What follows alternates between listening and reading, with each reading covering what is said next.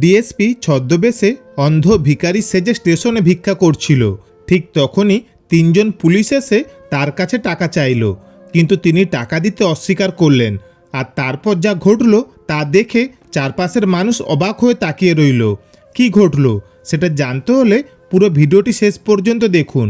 ভালো লাগলে like, comment, share করতে ভুলবেন না। রাতের অন্ধকার কাটতে না কাটতেই রেল স্টেশন ব্যস্ত হয়ে উঠেছে। ট্রেনের হুইসেল, অ্যানাউন্সমেন্টের আওয়াজ, কুলিদের চিৎকার, চায়ের দোকানের হাঁকডাক। এক মুহূর্তের জন্য নীরবতা নেই। মানুষের ঢল নেমেছে। কেউ ছুটছে, কেউ অপেক্ষায় বসে আছে। স্টেশনের এক কোণে বসে আছে একজন বৃদ্ধ ভিক্ষুক। চোখ দুটো গর্তের মতো ভেতরে ঢুকে গেছে।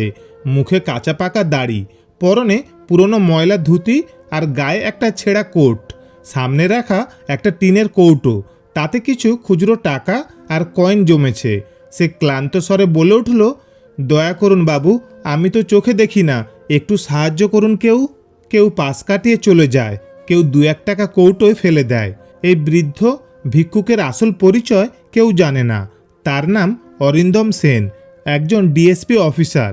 কিন্তু আজ তিনি অন্ধ ভিক্ষুকের ছদ্মবেশে স্টেশনে এসেছেন। তার পেছনে রয়েছে এক গভীর ব্যক্তিগত কারণ।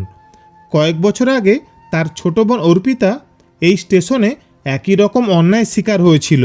সে তখন কলেজে পড়তো এবং একদিন স্টেশনে অপেক্ষা করার সময় কিছু অসৎ পুলিশ অফিসার তার কাছ থেকে টাকা চেয়েছিল। যখন সে প্রতিবাদ করল, তারা তাকে হুমকি দিয়েছিল এবং তার ব্যাগ থেকে জোর করে টাকা নিয়ে গিয়েছিল। অর্পিতা মানসিকভাবে ভেঙে পড়েছিল এবং একদিন নিজেকে শেষ করে দেওয়ার চেষ্টা করেছিল, যদিও তাকে বাঁচানো হয়েছিল। কিন্তু সেই ঘটনা অরিন্দমের মনে গভীর দাগ কেটে যায়। অরিন্দম তখনই সিদ্ধান্ত নিয়েছিল যে তিনি এমন অন্যায়ের বিরুদ্ধে লড়াই করবেন। তিনি পুলিশ বাহিনীতে যোগ দিয়েছিলেন শুধুমাত্র এই কারণে যে তিনি চেয়েছিলেন সিস্টেমের ভিতর থেকে পরিবর্তন আনতে। তার লক্ষ্য ছিল এমন একটি সমাজ গড়ে তোলা যেখানে কেউই তার বোনের মতো নির্যাতিত হবে না। এই মিশনটি ছিল তার সেই সংকল্পেরই একটি অংশ। তিনি জানতেন যে স্টেশনে এমন অনেক পুলিশ আছে যারা সাধারণ মানুষকে হয়রানি করে এবং তিনি চেয়েছিলেন সেগুলোর মুখোশ উন্মোচন করতে। তাই তিনি অন্ধ ভিক্ষুকের ছদ্মবেশে স্টেশনে এসেছিলেন, যাতে তিনি সরাসরি দেখতে পারেন কিভাবে এইসব অন্যায় ঘটে। তার মনে ছিল তার বোনের কথা এবং তিনি প্রতিজ্ঞা করেছিলেন যে তিনি যে কোনো মূল্যে এই অন্যায়ের বিরুদ্ধে লড়াই করবেন। তার এই মিশন শুধুমাত্র পুলিশ বাহিনীর মধ্যে দুর্নীতি দূর করার জন্য নয়, বরং তার বোনের মতো অসহায় মানুষের জন্য ন্যায় বিচার প্রতিষ্ঠার জন্য। তখনই এক যুবক তার সামনে দাঁড়িয়ে কিছুক্ষণ দেখে বলল, বাবা, আপনি এখানে বসে আছেন কেন? আপনার তো বয়স হয়েছে, বাড়িতে থাকেন না কেন? ভিক্ষুক ধীরে বলে, বাড়ি? আমি তো পথের মানুষ বাবু, আর কোথায় যাব? কথাগুলো করুণ শোনালেও তার কণ্ঠে যেন কিছু ছিল, অস্বাভাবিক ঠান্ডা একটা ভাব। আশেপাশের শব্দ শুনতে সে মাঝে মাঝে কান খাড়া করছে, যেন কাউকে খুঁজছে। ঠিক তখনই 3 জন লোকাল পুলিশ ওখানে আসে। তাদের চোখ কটমট, চেহারায় রুক্ষতা।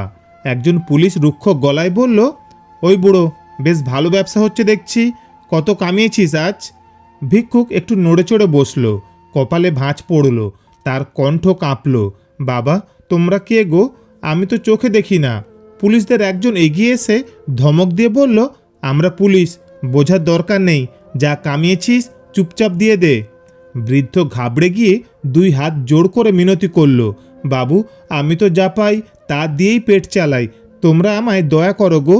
পুলিশদের একজন বিরক্ত হয়ে বলল, এইসব নাটক অনেক দেখেছি, তাড়াতাড়ি যা বললাম কর, নইলে ভালো হবে না। ভিক্ষুক যেন কেঁপে উঠল, তার হাত দুটো একটু শক্ত হয়ে উঠল। ঠিক তখনই বৃদ্ধ একটু মাথা উঁচু করল, ঠোঁটের কোণে যেন এক অদ্ভুত হাসি খেলে গেল। স্টেশনে সেই কোণটা এখন বেশ সরগরম। সাধারণত হাজারো মানুষের ভিড়ে এসব ছোটোখাটো ঘটনা কেউ খেয়াল করে না, কিন্তু আজ যেন বিষয়টা একটু অন্যরকম লাগছে। একজন কুলির কানে কথাটা গিয়েছে। সে পাশের দোকানদারকে বলল, ওই দেখেছিস, 3 জন পুলিশ একটা অন্ধ লোককে এমন করছে কেন? এক ভিখারি মহিলা, যিনি প্রায় রোজ এখানে বসেন, ফিসফিস করে বললেন, ওই অন্ধ বুড়োটাকেও ছাড়ল না। আজ মনে হয় পুলিশ পয়সা নিয়েই ছাড়বে। এদিকে পুলিশদের একজন রেগে গিয়ে বলল, ওই বুড়ো, নাটক বন্ধ কর, চুপচাপ যা আছে দিয়ে দে, বেশি কথা বললে ভালো হবে না। বৃদ্ধ কাঁপা গলায় বলল, বাবু, আমি তো চোখে দেখি না, আমার কাছে কিছু নেই গো। তখনই আরেক পুলিশ ঠোঁট বাঁকিয়ে বলল, বড্ড বাড়াবাড়ি করছিস, তোর ওই কৌটোটা দে তো দেখি। সে বৃদ্ধের সামনে রাখা কৌটো তুলে নিল। কয়েনগুলো মাটিতে গড়িয়ে পড়ল, কিন্তু কৌটোটা বেশ ভারী মনে হলো। তারা কৌটো খুলে দেখল, কিন্তু কিছুই নেই, শুধু কয়েন আর দু একটা পুরনো নোট।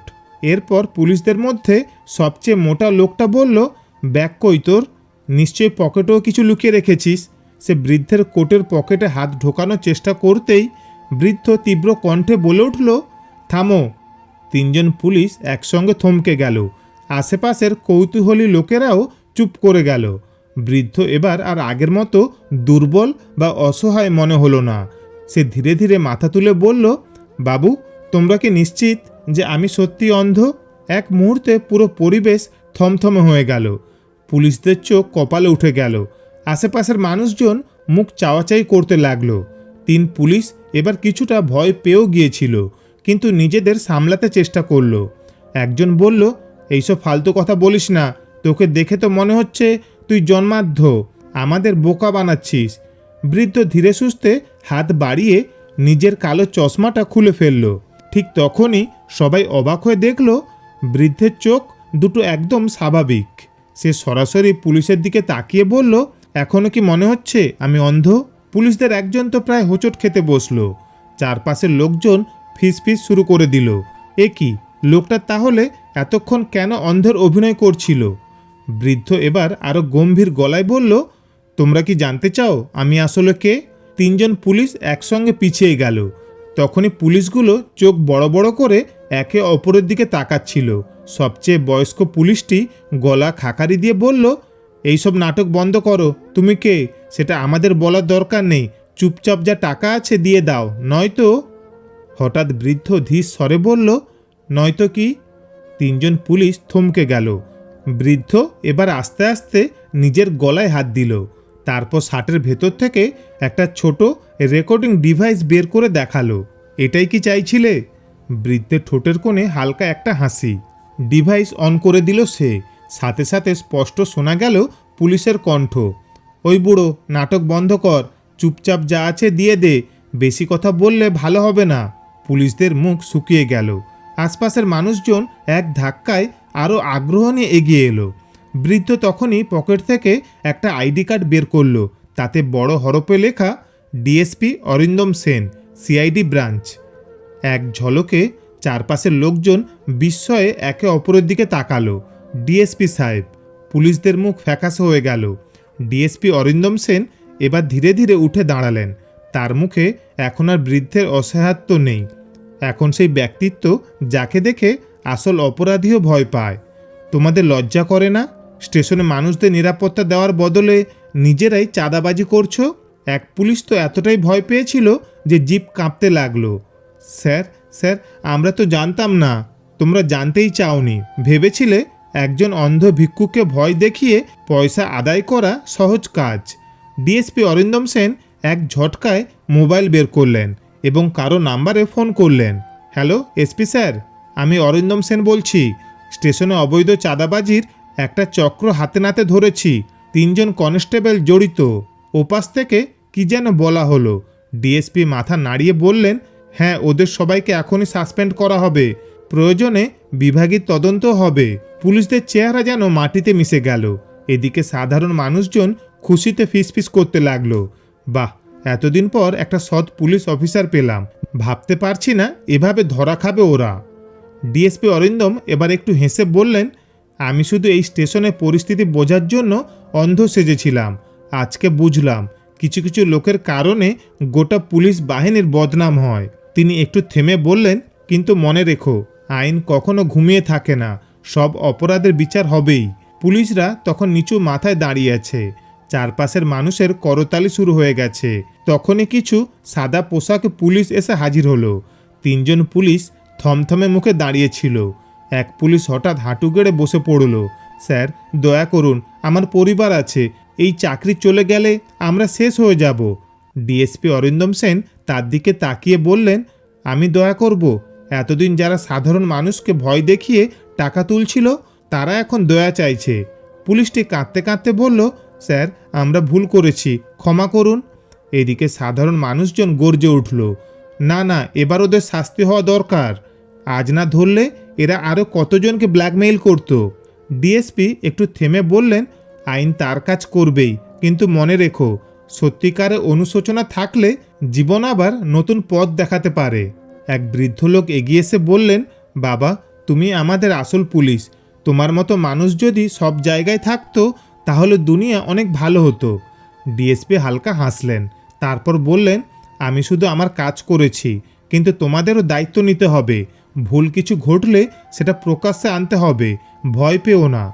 এই বলে তিনি ধীর পায়ে স্টেশন ছাড়তে লাগলেন, আর পেছনে একঝাঁক সাধারণ মানুষ তাকে অভিবাদন জানাচ্ছিল। স্টেশনের বাতাসে যেন একটা নতুন পরিবর্তনের গন্ধ ছড়িয়ে পড়ল। আজ থেকে এই জায়গায় অন্যায় সহজে লুকিয়ে রাখা যাবে না। আসলে আইন সবার জন্য সমান। ক্ষমতা বা পোশাক অন্যায়কে ঢেকে রাখতে পারে না। সত্যের সামনে সবই প্রকাশিত হয়।